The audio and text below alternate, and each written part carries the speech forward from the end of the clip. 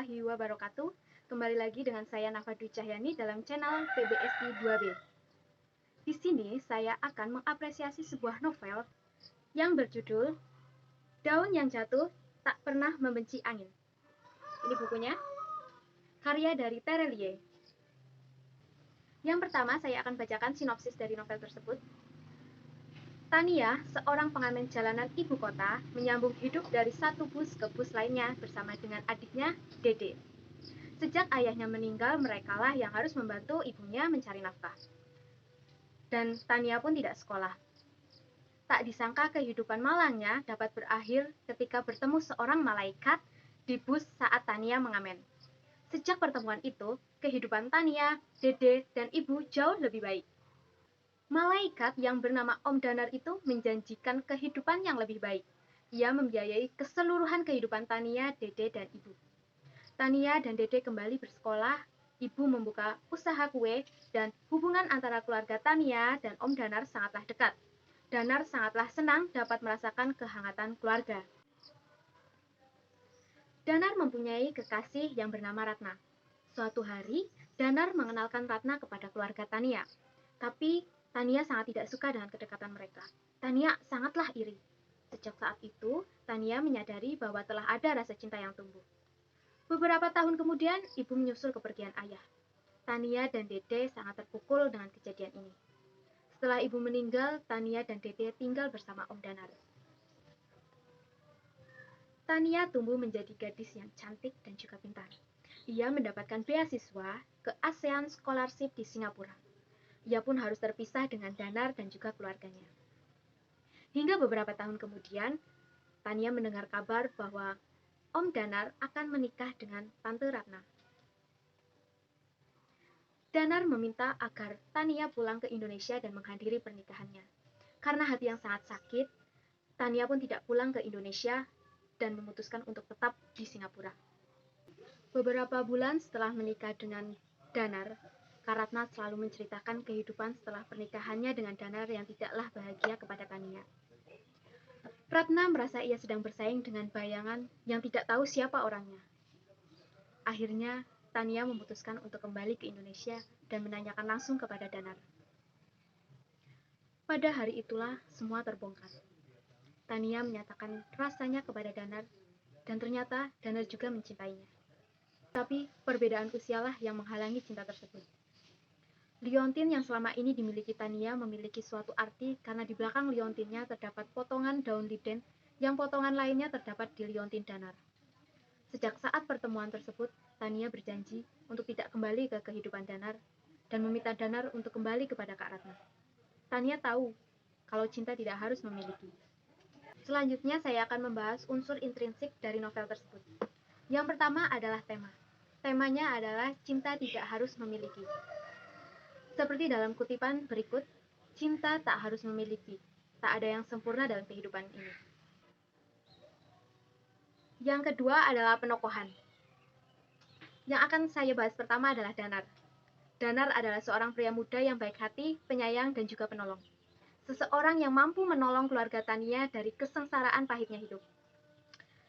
Tokoh Danar memiliki sifat pemberi semangat, ramah, dan juga perhatian. Selanjutnya adalah tokoh Tania. Seorang gadis cilik yang pekerjaannya setiap hari adalah mengamen. Dan kini tumbuh menjadi gadis cantik dan pintar. Sifatnya adalah pintar. Dan selain itu, Tania juga mudah terpukul, tak mudah menyerah, dan juga cemburuan. Yang ketiga, Ratna. Ratna adalah kekasih Danar. Ia sangat baik hati dan juga ramah. Sifatnya baik hati dan perhatian, kemudian mudah akrab, dan sangat bersahabat. Yang selanjutnya adalah latar. Yang pertama yang akan saya bahas adalah latar tempat. Latar tempat dari novel ini adalah toko buku terbesar di kotanya. Itu merupakan latar utama dari novel tersebut. Dan beberapa latar pendukung seperti Chinatown, Bandara Changi, dan Singapura. Yang selanjutnya adalah latar waktu.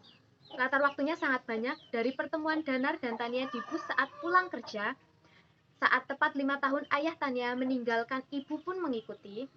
Saat hari pernikahan Danar dengan Ratna, Malam hari saat toko buku hampir tutup, saat Tania mengingat semua kenangan, dan keesokannya ketika Tania memutuskan untuk pergi. Yang terakhir adalah latar suasana. Latar suasana dari novel ini sangatlah beragam, dari bahagia, sedih, kecewa, dan menyakitkan. Yang keempat adalah alur. Alurnya campuran. Dimulai daripada awal cerita, pengarang menceritakan Tania yang sedang di toko buku, lalu mengingat semua kenangan selama ini. Pertemuan Tania dengan Danar bukanlah pertemuan yang biasa. Pertemuan tersebut awal dari kehidupan Tania selanjutnya. Danar selalu ada dalam kehidupan Tania, menjadi tokoh penting dalam kehidupan Tania. Yang kelima adalah sudut pandang. Sudut pandang pengarang adalah orang pertama, pelaku utama, yaitu Tania. Kemudian gaya bahasa. Di sini ada hiperbola. Saya akan ambil kutipannya, yaitu suara jutaan butiran air yang menghujam bumi terdengar keras hingga ke dalam. Nah, itu hiperbola ya. Kemudian klimaks. Memberikan makan, tempat berteduh, sekolah, dan janji masa depan yang lebih baik. Kemudian personifikasi. Nah, personifikasi ini menggambarkan dari judul dari novel tersebut, daun yang tak pernah membenci angin meski harus terenggut dari tangkai pohonnya. Yang terakhir adalah amanat. Amanat yang kita dapat dari novel tersebut sangatlah banyak. Yang pertama, tidak semua yang kita inginkan dapat kita capai walaupun kita memaksakan kehendak. Yang kedua, kita tidak boleh menyerah begitu saja. Percayalah, apa yang kita lakukan pasti ada manfaatnya. Yang ketiga, segala sesuatu sudah ada yang mengatur. Yang kita perlu lakukan hanyalah berusaha dan berdoa dengan baik. Yang keempat, setiap manusia pasti pernah merasakan kehilangan, dan itu sangat menyakitkan. Cara satu-satunya adalah mengikhlaskan. Yang terakhir, cinta tak dapat datang dan pergi begitu saja, tetapi memberikan pelajaran bagi kita untuk bagaimana mempertahankan. Dan salah satu kutipan dari novel tersebut, yaitu, biarlah aku luruh ke bumi seperti sehelai daun. Daun yang tidak pernah membenci angin meski harus terenggut dari tangkai pohonnya. Novel Daun yang Jatuh Tidak Akan Membenci Angin bahasanya sangat mudah dipahami, dan konflik-konflik sangat menarik, sangat cocok untuk dibaca oleh remaja. Tetapi novel ini tidak diperuntukkan untuk semua umur termasuk anak kecil, karena terdapat kisah percintaan di dalamnya. Dan juga orang-orang yang menyukai bacaan berat karena novel ini sangatlah ringan. Alurnya yang maju mundur atau campuran terkesan sangat membosankan. Tetapi setelah di pertengahan yang menuju konflik, ceritanya amatlah sangat seru. Makin seru sampai endingnya membuat siapa saja yang membacanya pasti akan terkejut dengan akhirnya. Walaupun akhirnya tidak bahagia. Kutipan yaitu daun yang jatuh mengajarkan sesuatu bahwa hidup harus menerima. Penerimaan yang indah. Bahwa hidup harus mengerti, pengertian yang benar. Bahwa hidup harus memahami, pemahaman yang tulus.